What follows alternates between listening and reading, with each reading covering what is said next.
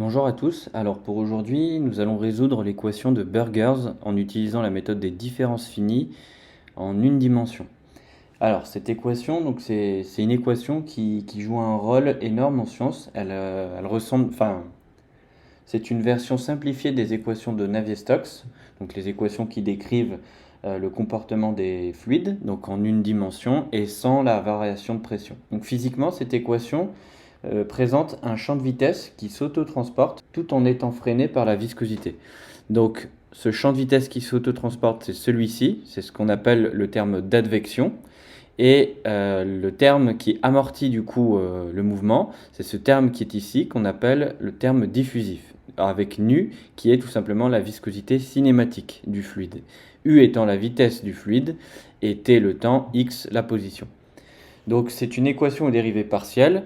Précédemment, on a vu deux équations, donc l'équation de diffusion sans le terme d'advection. Donc la dérivée de U par rapport au temps est égale à un coefficient de diffusion fois la dérivée seconde de U. Et on a vu l'équation du transport linéaire, avec le petit u ici qui était tout simplement C ou une constante, peu importe. Et donc là, on a le modèle complet de Burgers, du coup en une dimension.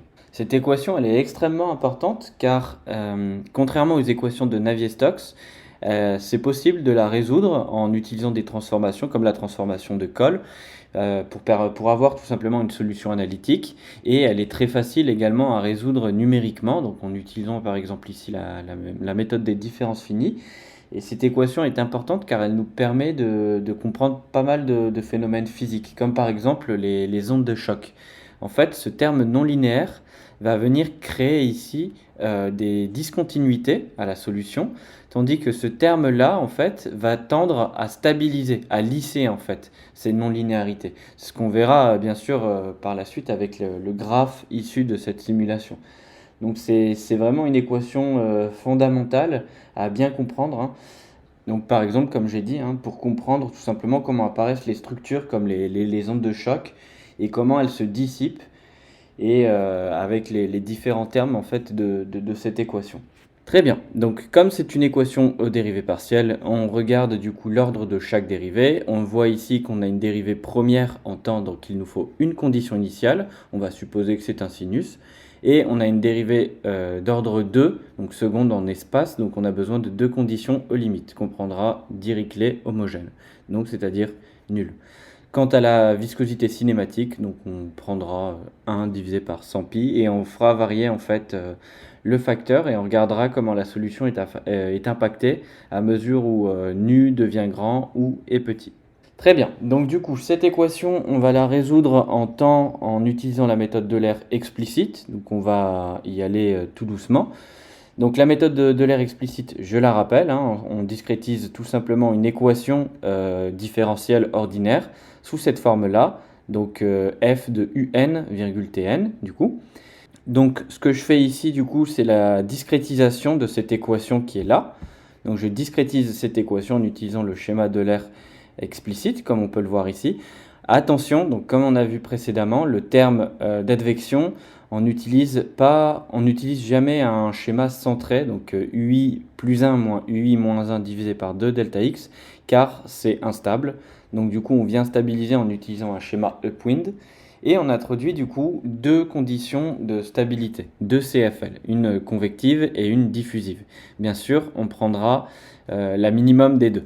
Donc la CFL convective doit être strictement inférieure à 1 et la CFL diffusive doit être plus petit ou égal que 1,5.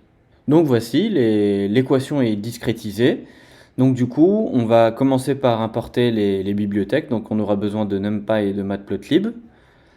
Les paramètres physiques, donc du coup ma longueur elle est de 1. Bon, j'omets les unités bien sûr, hein, mais la longueur généralement est en mètres. Nu c'est des mètres carrés par seconde, donc attention c'est un coefficient de diffusion, hein, et le temps final de simulation en secondes bien sûr. Le maillage spatial du coup, donc je vais utiliser 256 points, donc ça me permettra d'avoir une résolution propre. Je définis ma grille, donc mon abscisse x, et mon delta x, mon pas spatial. Quant au maillage temporel, donc je définis mon delta t comme étant à 10-3, je définis ma grille temporelle et le nombre de points temporels. Ensuite, je définis le vecteur solution donc comme étant une matrice, donc avec des lignes temporelles et des colonnes spatiales. J'assimile également une condition initiale, donc le sinus que j'avais dit précédemment. Je définis la première condition de stabilité numérique, qui est celle-ci, donc qui doit être fixée à 1,5. Quant à la deuxième, je ne peux pas la définir tout de suite, car comme j'ai expliqué, elle dépend de U, qui est actualisée à chaque itération temporelle. Donc je suis obligé de la stocker dans une boucle. Donc comme on peut voir ici, alors j'aborde l'approche sliling, donc j'ai qu'une seule boucle et j'ai pas de boucle spatiale, ce qui me permet d'accélérer mon code. Donc je définis tout simplement ma condition de stabilité convective comme ceci, pour éviter de devoir réécrire tout ça, pour alléger un petit peu le code. Je définis ma condition aux limites et la deuxième est l'équation discrétisée comme on peut le voir sur cette ligne. Et enfin, donc je plotte la solution et comme on peut voir, après exécution du code, donc voici le graphe que j'obtiens. Donc on voit initialement à t égale à 0, donc j'ai mon sinus qui est ici, et à mesure où le temps augmente, donc j'ai la formation de ces structures et des discontinuités qui commencent à apparaître à un certain temps. Donc on voit au début que la diffusion apparaît, du coup, donc on voit des modèles, on voit des structures assez lisses, et au bout d'un certain temps, on obtient ces non-linéarités, ces chocs. Maintenant, on peut regarder qu'est-ce qui se passe si on... Donc voici un code que je viens juste de modifier, donc en ajoutant un slider interactif pour voir en fait l'impact qu'a la viscosité cinématique sur l'équation de Burgers. Donc on part d'une certaine valeur initiale, donc assez petite, donc 10-4. Donc du coup, c'est une simulation, c'est toujours la même simulation avec les temps fixes donc de chaque courbe, et je fais juste varier la viscosité cinématique, et comme vous le voyez, à mesure où je l'augmente, je tends à stabiliser en fait ma solution, comme vous pouvez le voir, tout simplement. Donc je suis juste en fait tout simplement en train d'augmenter le coefficient de cinématique, coefficient de diffusion, et à mesure où je l'augmente, en fait, je viens tout simplement réduire en fait les chocs liés à l'advection, à la partie advective non linéaire. En fait, je suis en train d'amortir les non-linéarités jusqu'à ce qu'au bout d'un moment, à une certaine valeur de nu, les non-linéarités n'ont plus d'effet en fait sur l'équation que je suis en train de résoudre. Et typiquement, ça voudrait dire tout simplement que je suis en train de tendre vers une équation de diffusion en fait, parce que je suis en train de négliger la partie advective devant la partie diffusive, alors qu'ici je néglige la partie diffusive devant la partie advective, et donc là on voit bien les chocs en fait. Donc c'est bien ce que je disais au début, la partie advective crée les chocs, comme on peut le voir là, les discontinuités, et la partie diffusive tend à stabiliser ces non-linéarités. Donc voilà, c'était à peu près tout ce que je voulais vous montrer sur la résolution de l'équation de Burgers. Donc bien sûr, le code sera disponible sur GitHub.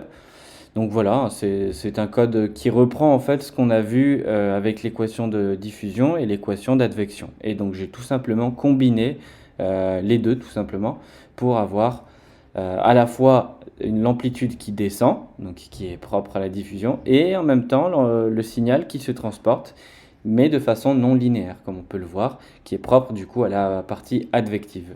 Donc voilà, j'espère que vous avez apprécié cette vidéo. Si vous avez une quelconque question ou si vous n'avez pas compris, n'hésitez pas à me l'écrire en commentaire et je vous répondrai. Sur ce, à la prochaine.